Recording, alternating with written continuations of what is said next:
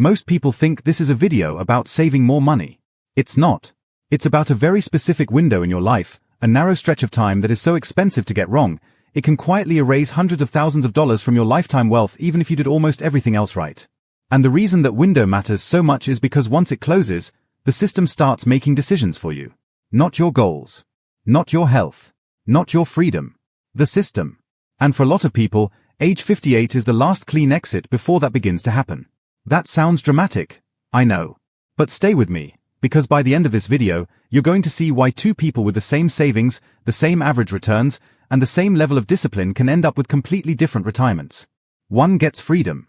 The other gets stress in a nicer-looking spreadsheet. Here's what I mean. Most people spend their entire adult life thinking retirement is just a number. Hit the number, stop working, enjoy life. That's the story. But retirement is not just a number. It's a system. And if you don't understand how that system actually works, you can spend 30 years building a plan that looks solid on paper and still walk into a trap you never saw coming. Think about your retirement savings like a bucket. For decades, you're filling that bucket. Your 401k contributions, your employer match, your IRA, your market returns, maybe a brokerage account if you've been more intentional than most people. Water keeps going in, the bucket gets heavier, the balance rises, and you feel like progress is happening. And it is. But the problem is the bucket has holes drilled into it. Quiet ones. Slow ones. The kind you don't notice until the water level starts dropping faster than you expected. One hole is fees. Another is taxes. Another is what's called sequence risk, which sounds technical and boring until it wrecks somebody's retirement in real time. And the last hole, the one nobody wants to talk about because it makes the whole conversation uncomfortable, is time. Not time in the market. Time in your actual life. The years you can never buy back. If you don't patch the first 3 before retirement, the 4th one becomes devastating.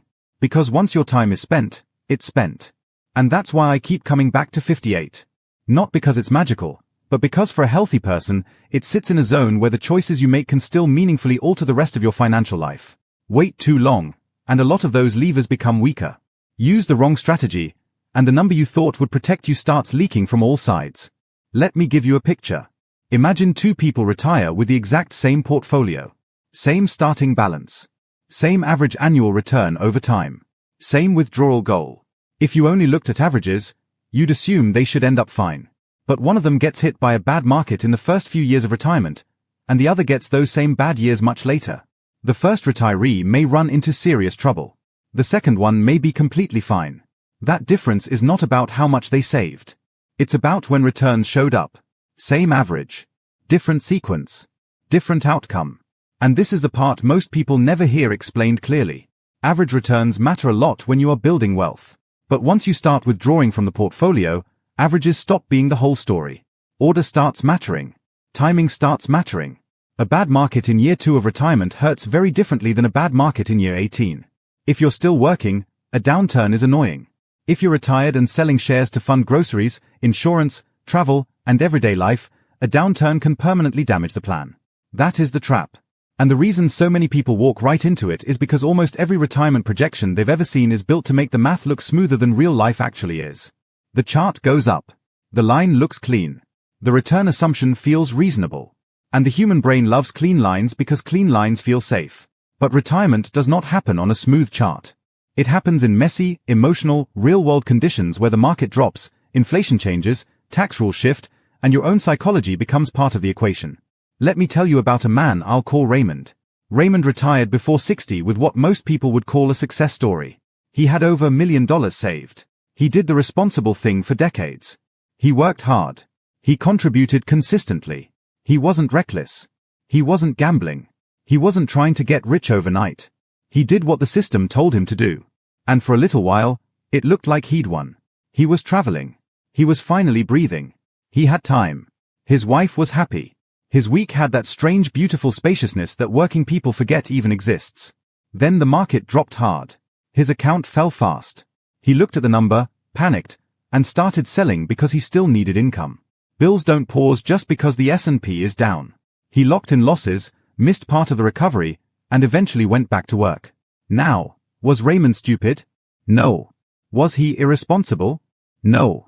Did he fail to save? No. He failed to protect himself from the specific kind of risk that becomes most dangerous right after retirement. That's sequence risk.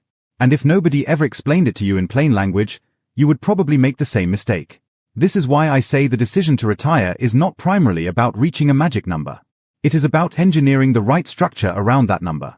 Now let's patch the first hole, because this one is silently draining more money than most people realize: fees. Fees are dangerous because they don't feel dangerous. A 1% fee sounds small. 1.5% sounds manageable. It doesn't feel like enough to matter. And that's exactly why it matters so much. Because the damage is not in the fee itself. The damage is in what that money could have become if it had stayed invested and compounded for you instead of for someone else. A lot of people spent years in funds that charged high expense ratios, advisor fees, or management costs they barely understood. The fee was buried in a document nobody reads, expressed in a way that doesn't trigger alarm, and packaged alongside confident language about expertise, strategy, and long-term value.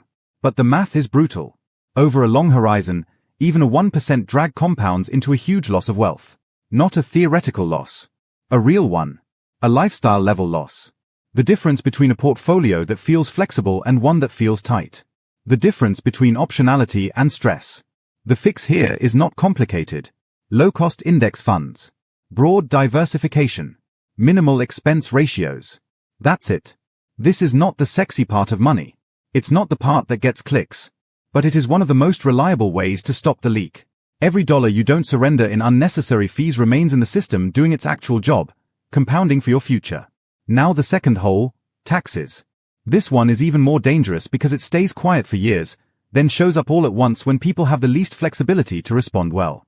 Most people build retirement almost entirely inside tax-deferred accounts. Traditional 401ks, traditional IRAs, money that went in pre-tax and grew for decades. On paper, it feels great. The balances look large. The compounding is real. The habit feels responsible. But a lot of people never stop to ask a simple question. What happens when I finally have to take that money out? Because eventually, the bill comes due. And if too much of your retirement is trapped in tax-deferred space, you may spend your later years being forced to withdraw large amounts on the government schedule, not yours. That means higher taxable income in years you might not need it, a bigger hit from required distributions, and a retirement that looks less efficient than it should have. In other words, you spent decades building the bucket only to discover there's a tax valve attached to the bottom. This is where the three-pile strategy becomes incredibly powerful. Instead of thinking about retirement money as one giant pool, start thinking in three separate buckets. Tax-deferred money, tax-free money, taxable money, traditional 401k or IRA, Roth accounts, taxable brokerage. Each one behaves differently. Each one gives you different flexibility. And that flexibility becomes enormously valuable in the years between stopping work and starting other income streams like Social Security. That low-income window, the stretch after you stop earning a salary but before required distributions and larger taxable income kick in, may be one of the most valuable planning windows in your entire financial life. Because during that time, you can often move money from tax-deferred accounts into Roth space at lower tax rates than you'd face later. That's the power of strategic Roth conversions. You're not avoiding taxes entirely. You're choosing when to pay them. And in retirement planning, that choice can be worth a fortune. This is the kind of thing almost nobody gets excited about in their 40s or early 50s because it sounds technical.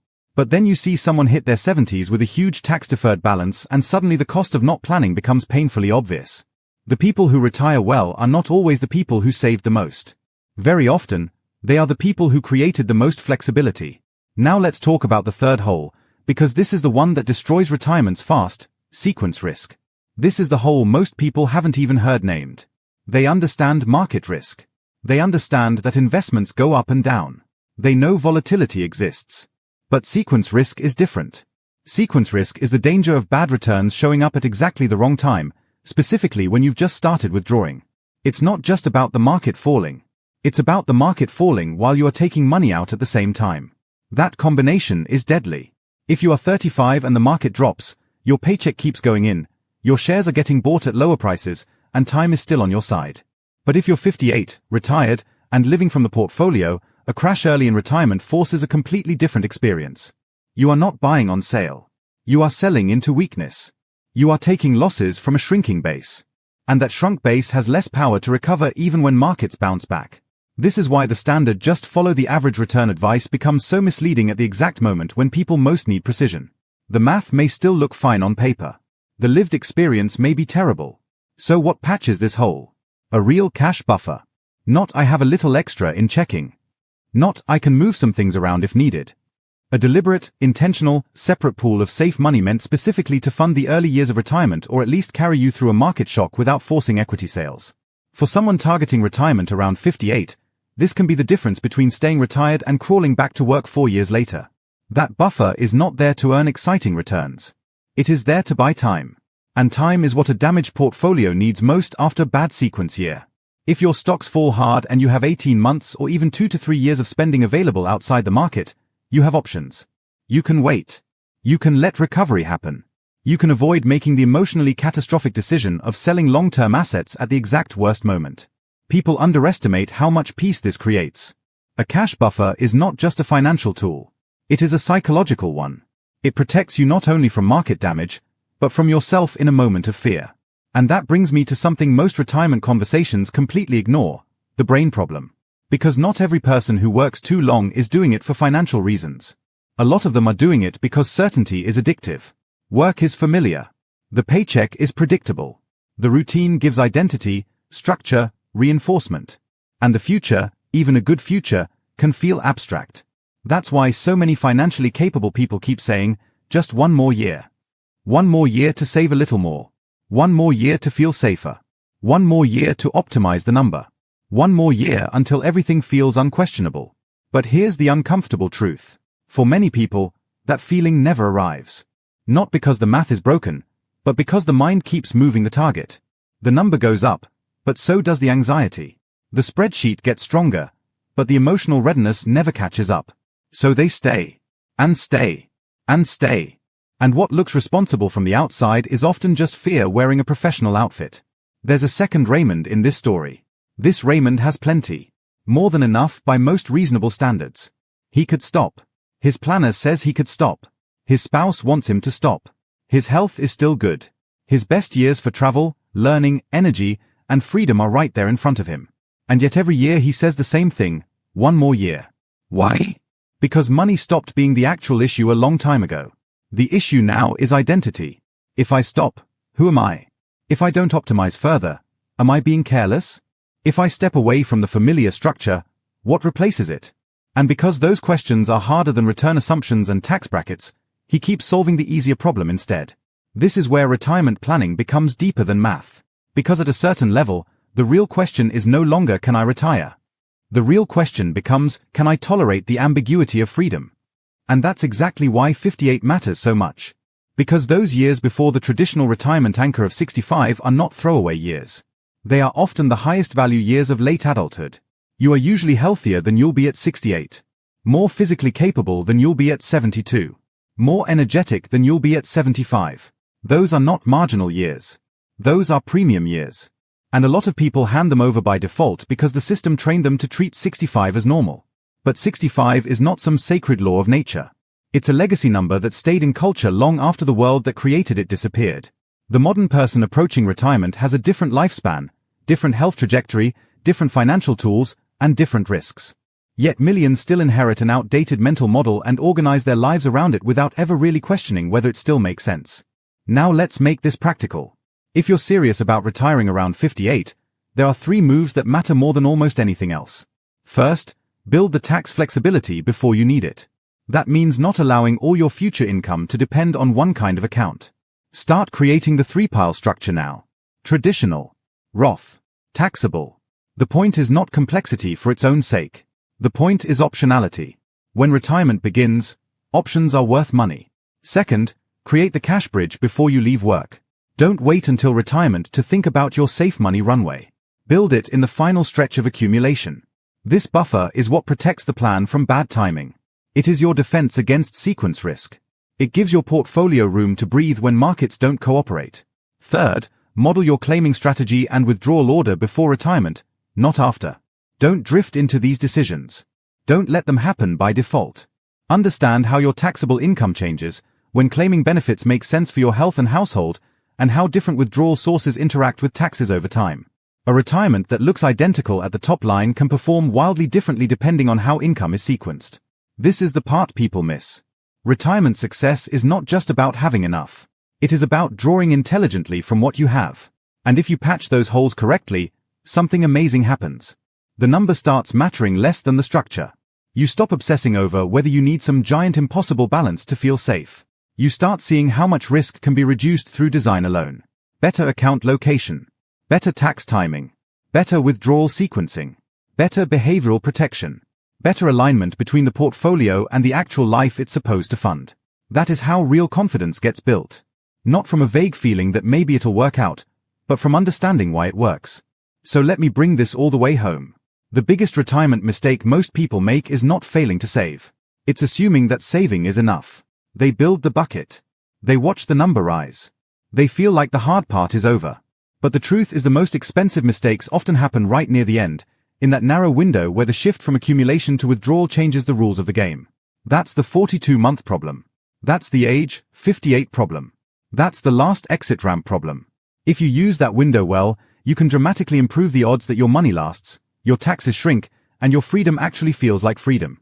If you waste it, you can spend the next 20 years quietly adjusting downward, wondering why a plan that looked good on paper feels so tight in real life. And the saddest part is that so many people lose years they didn't need to lose. Not because they were irresponsible. Not because they were lazy. Not because they lacked discipline. But because nobody ever explained that retirement is a systems design problem, not just a savings problem.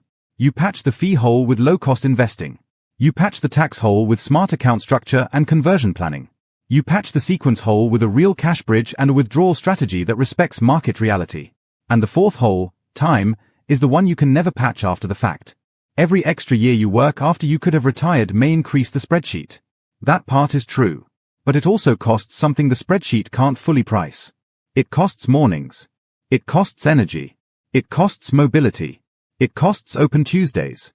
It costs time with people whose lives are moving too. It costs a version of yourself that only exists in that season.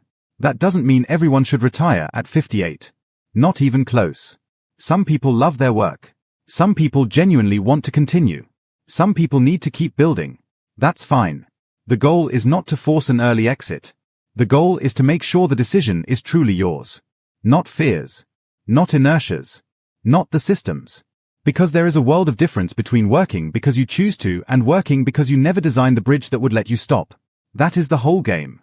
If you understand the bucket, the holes, and the patches, the anxiety starts to loosen. The fog lifts. The default script loses power. And suddenly the question is no longer, do I have a magical number? The question becomes, have I built a system strong enough to support the life I actually want? That is a much better question. And for the right person, asked at the right age, it can change everything.